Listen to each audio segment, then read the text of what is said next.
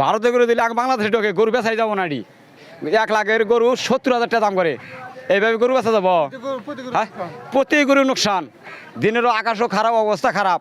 বাহিয়াতে 3 দিনে 3 গরু বেচা নাই, খাদ্যের দাম বেশি, সব দাম বেশি।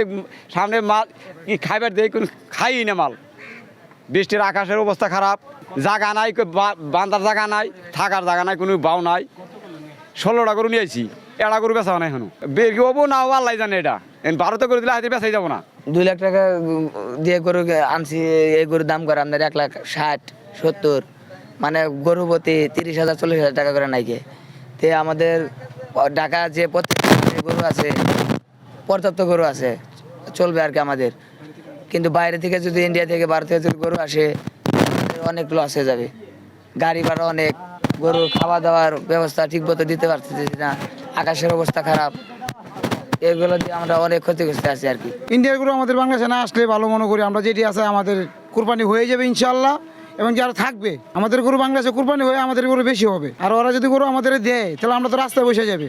আমরা তো গরু অনেক দামে কিনেছি, আমাদের খাবার বেশি দাম চাইলে আমাদের কষ্ট করে যাবো। আমরা এটাই দাবি আমগো, যেভাবে আমরা আছি এভাবে চলতাম। দাম অনেক কম, দাম খাদ্যর দাম বেশি, তার পাশে অনেক পরিশ্রম, অনেক হয়রানি কইরি হাইরি মনে করেন।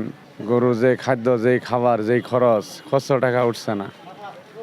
দাম হওয়ার কথা ছিল 220, 240।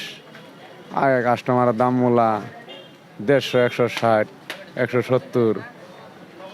খাদ্যর হারে দাম পারছি না, দাম অনেক কম। আল্লাহ জানে, গত বছরে চাই বছরে বাজার অনেক খারাপ, অনেক কম দেখতেছি।